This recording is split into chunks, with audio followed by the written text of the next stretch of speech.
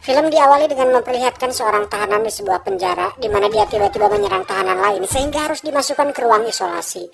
Pria ini bernama Ray Breslin.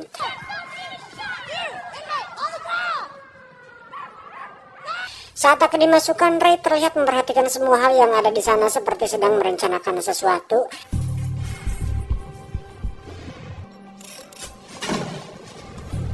Let's go. Enjoy.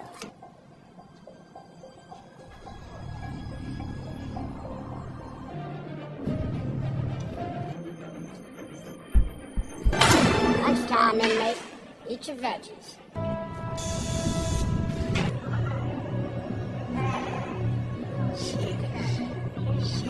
Hingga tibalah saat seorang wanita keluar dari mobilnya. Tiba-tiba mobil tersebut meledak yang membuat sipir dan para tahanan panik.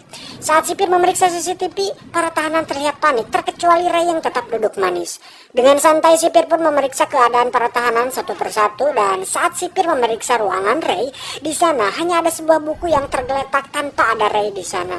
Tak lama pemadam kebakaran pun datang ke lokasi ledakan tersebut. Namun satu petugas pemadam terlihat masuk ke sebuah mobil dan orang itu adalah Ray. Dan inilah rencana pelarian.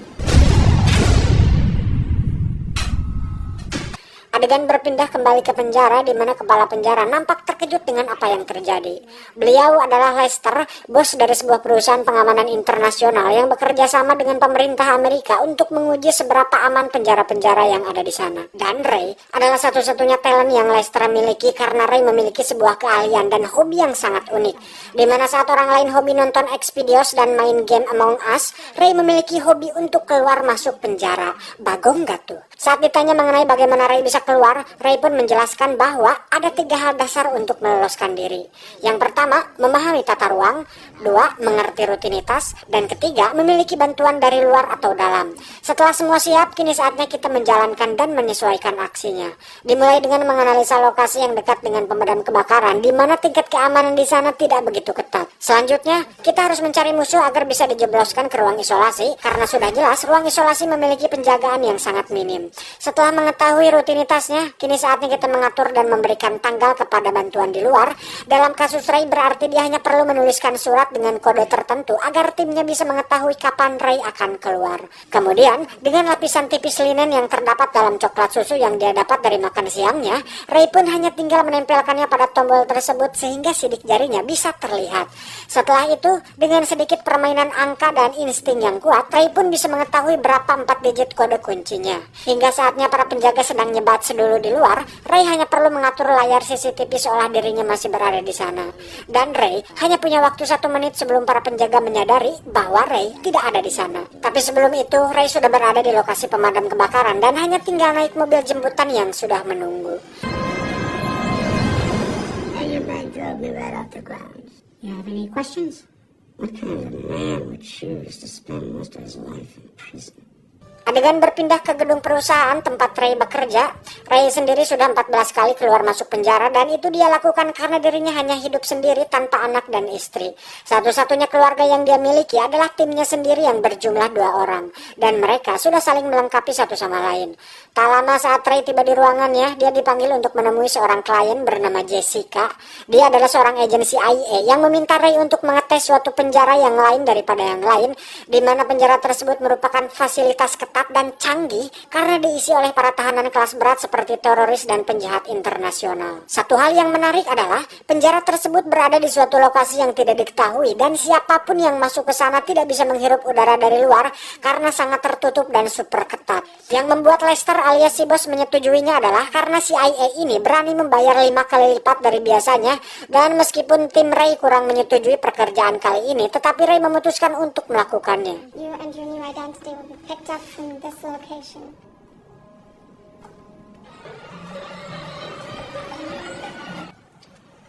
Motherfucker.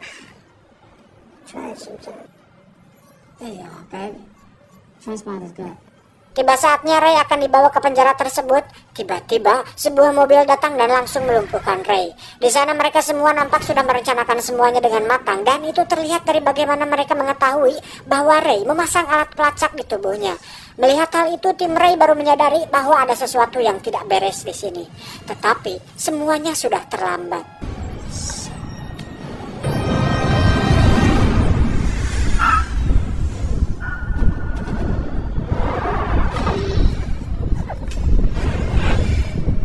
Ketika sadar, Ray sudah berada dalam kotak kaca yang dimana itulah penjara rahasia yang dikatakan Jessica, si wanita CIA tersebut. Pertanyaannya, apakah Ray bisa meloloskan diri kali ini?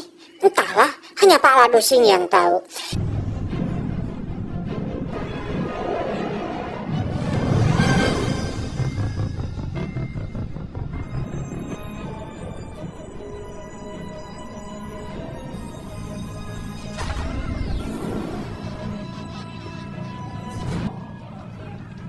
Ini adalah Hobbs, beliau adalah kepala sipir di penjara ini. Dia pun menjelaskan data diri Ray yang dimana di situ dirinya bernama Portos. Ray pun berulang kali mencoba menjelaskan bahwa ada kesalahan dalam hal ini dan meminta Hobbs untuk menghubungi Lester bosnya, bahwa dirinya bukanlah seorang tahanan. Tetapi Hobbs tidak mendengarkan perkataan Ray dan justru menegaskan bahwa jika Ray sudah berada di dalam sini, maka dia tidak akan bisa keluar lagi. Hingga akhirnya Ray pun menyadari bahwa dirinya sudah dijebak dan tanpa tim yang dia miliki, sangat mustahil untuk keluar dari sini. Selanjutnya, kita pun akan diperlihatkan keamanan di sana, di mana setiap tahanan memiliki barcode sendiri di bajunya, dan penjaga selalu mengawasi mereka selama 24 jam. Pertama berbaur, Ray pun sudah mendapat masalah dengan tahanan lain di mana akhirnya ada seorang pria yang menyelamatkannya. Pria ini bernama Rod Meyer, salah satu tahanan yang cukup berpengaruh di sini. Why do you care? Portis, don't get killed, if you say so.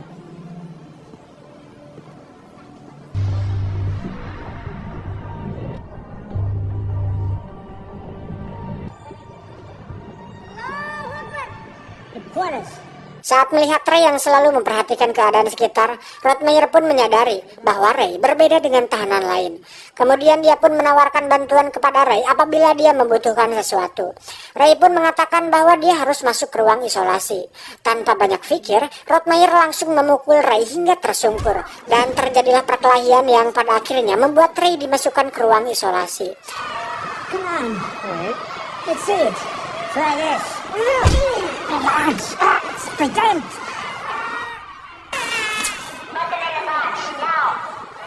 You can fight me later.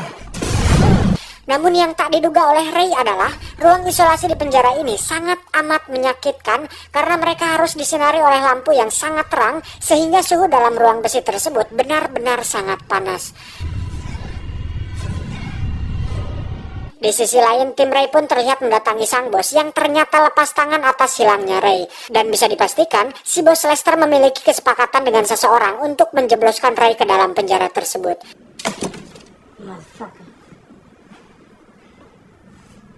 Sementara itu, Ray terlihat sedang mendapat pemeriksaan oleh seorang dokter penjara di sana, di mana si dokter ini memiliki peran yang cukup penting dalam usaha Ray meloloskan diri nanti. Setelah melihat kondisi ruang isolasi, Ray pun meminta sebuah besi dengan diameter 7 cm kepada Rod Meyer, dengan imbalan Rod Meyer akan diajak kabur bersama dirinya. Untuk itu, Rod Meyer meminta penjaga agar bertemu dengan Hobbs, sang kepala sipir, di mana akhirnya kita bisa mengetahui siapa Rod Meyer sebenarnya. Jadi Rod Meyer ini adalah tangan kanan dari salah satu orang yang sangat berpengaruh di dunia, di mana orang tersebut sedang dicari oleh para petinggi dunia karena dianggap bisa meruntuhkan pihak-pihak tertentu. Orang itu bernama Mindham. Mindham sendiri bersembunyi di suatu tempat dan hanya Rod Meyer lah satu-satunya orang yang mengetahui di mana Mindham berada. Itulah alasannya kenapa Rod Meyer cukup istimewa di penjara ini, karena Hobbs sendiri tidak bisa melenyapkan Rod Meyer sebelum informasi keberadaan Mindham ditemukan. Paham? Dan tujuan Rod Meyer menemui Hobbs bukan untuk memberitahukan itu, tetapi untuk mengambil sebuah besi penutup saluran air di bawah meja ruangan itu. Walaupun mendapat sedikit siksaan, tetapi akhirnya Rod Meyer berhasil mendapatkannya. Setelah besi itu didapat, Ray pun menjelaskan rencananya, di mana dia sudah bisa menganalisa struktur bangunan tersebut yang berbentuk vertikal, hingga bisa disimpulkan bahwa satu-satunya jalan menuju keluar adalah dengan memasuki jalur pipa yang menuju ke atas. Dan ruang isolasi adalah tempat yang cocok untuk masuk ke sana, di mana besi tersebut akan digunakan Ray untuk memantulkan dan memusatkan cahaya lampu yang panas tersebut kepada mur yang terdapat pada alas ruang isolasi, sehingga panas dari lampu tersebut mampu membuat plat besi memuai dan mur akan mudah untuk dilepaskan. Riut gak? Sabar, nanti juga akan tahu. Untuk masuk ke ruang isolasi, lagi-lagi Ray meminta Rottmeier untuk membuat mereka masuk ke sana. Dan hal itu cukup mudah bagi Rottmeier. And I remember what? And she could polish a helmet.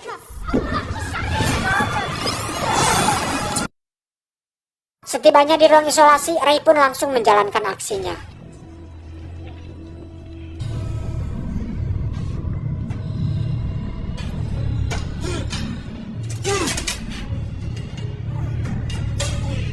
Hingga saat semua mur sudah lepas, kini giliran Rottmeier melakukan bagiannya lagi. Saat semua petugas panik, Ray pun dengan cepat menutup kamera CCTV lalu segera pergi keluar dari sana.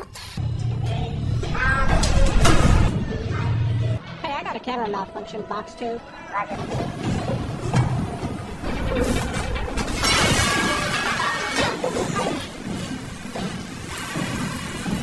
Dan betapa terkejutnya Ray saat mengetahui bahwa ternyata penjara tersebut adalah sebuah kapal yang besar yang berada di tengah lautan.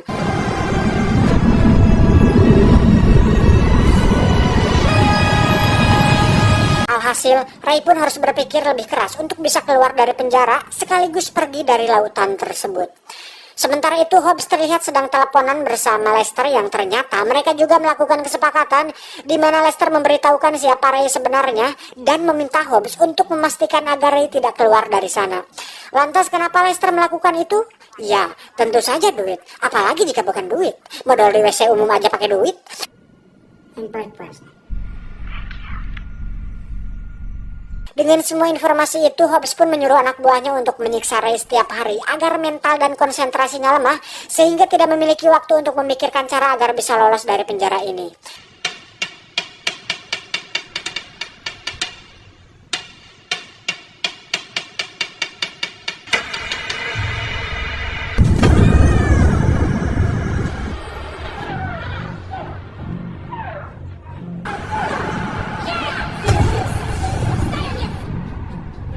Do it. Come on, gotta keep going. Get on your face.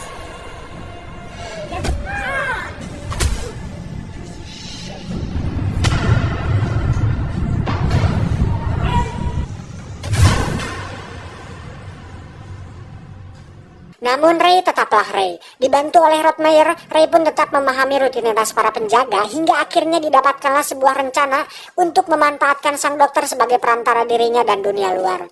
Setelah itu Ray pun membuat sebuah alat bernama sextant atau pengukur derajat untuk melihat lokasi di mana penjara tersebut berada.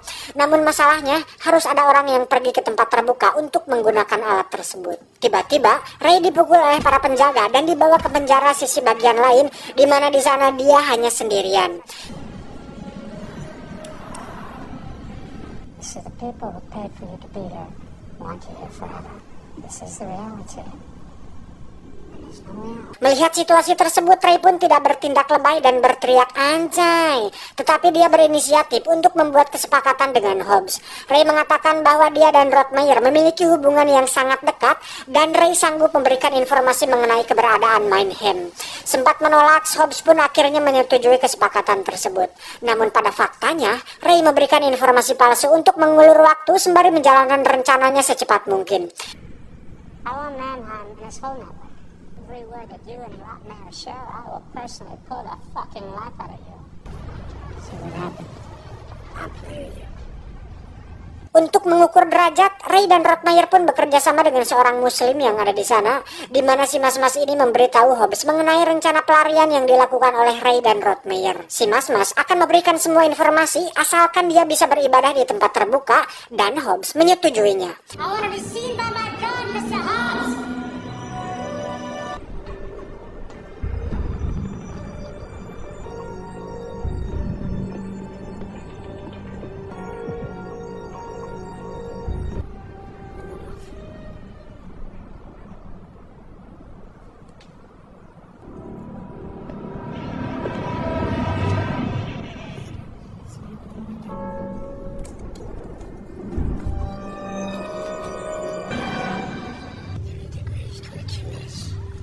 Setelah mendapatkan hasil dari alat tersebut, Ray pun memperkirakan bahwa kapal tersebut berada di perairan dekat Laut Kidul, di mana lokasi tersebut cukup jauh dengan dunia luar.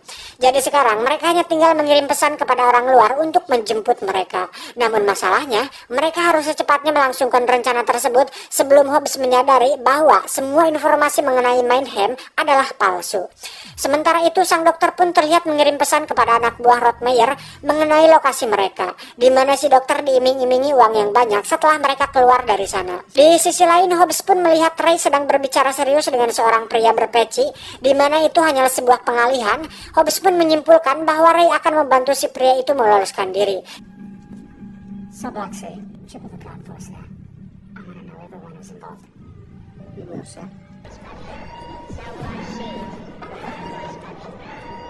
Tiba saatnya, si Mas-Mas pun mulai memancing keributan untuk mengacaukan para penjaga. You better be fucking right.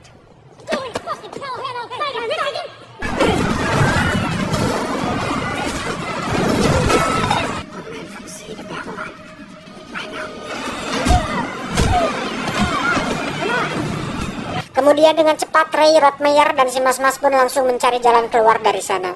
Tapi sebelum itu, Ray pun mematikan seluruh kamera CCTV yang ada dan menyuruh si Mas dan Rottmeier untuk berpose.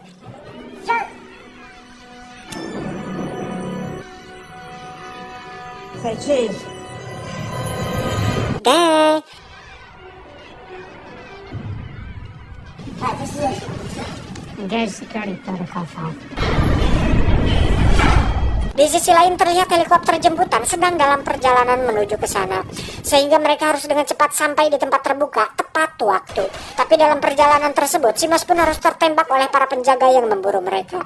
Hingga akhirnya si Mas pun memilih untuk tinggal di sana dan mengulur waktu agar Ray dan Rottmeier bisa lolos sampai ke atas. Sir.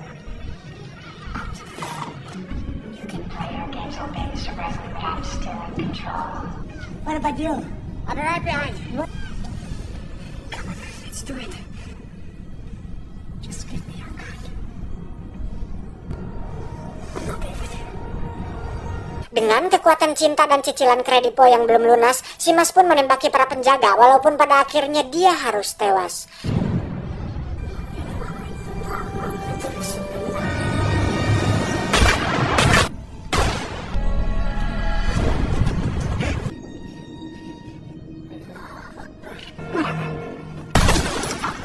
Di sisi lain, helikopter pun akhirnya sampai di lokasi dan langsung menembaki pilot dan para kru di kapal tersebut.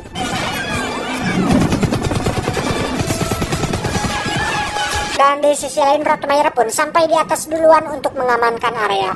Ketika salah satu anak buah Rottmeier tewas tertembak, dia pun mengambil alih senjata untuk menembaki para penjaga yang tersisa. Dan dengan pengalamannya sebagai seorang terminator dan pemburu predator, Rottmeier pun berhasil menghabisi semua penjaga yang ada.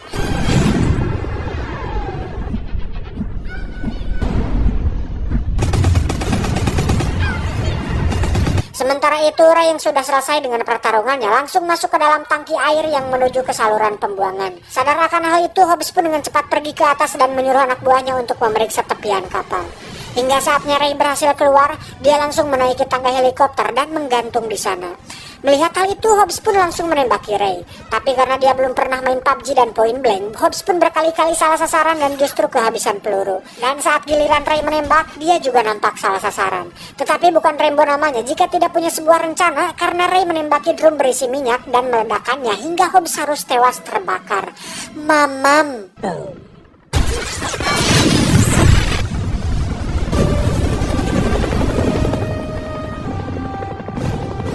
Setelah tiba di daratan, datanglah sebuah mobil yang ternyata itu adalah anak buahnya Rottmeier. Dan yang mengejutkan, ternyata ada Jessica di sana. Hingga terkuaklah fakta bahwa Jessica adalah anaknya Rottmeier. Dan yang paling mengejutkan dari semua ini adalah Rottmeier adalah Mayhem. Ruas kan? You're Mannheim. Didn't see that coming. Dapat disimpulkan bahwa Jessica mengirim Ray ke sana untuk membebaskan ayahnya, yaitu Mayhem alias Rottmeier. Karena melihat kemampuan Ray, Jessica yakin bahwa Ray adalah orang yang tepat untuk melakukan itu. How much did Les really know? Only what I told him at first. So he knew I was being sent. He arranged your transport. Setelah kembali ke kehidupan aslinya, Ray tidak langsung karaoke dan bersantai di tempat pijat, tetapi dia langsung menyusun rencana untuk memberi pelajaran kepada Lester alias bosnya sendiri. Sleepy time, motherfucker.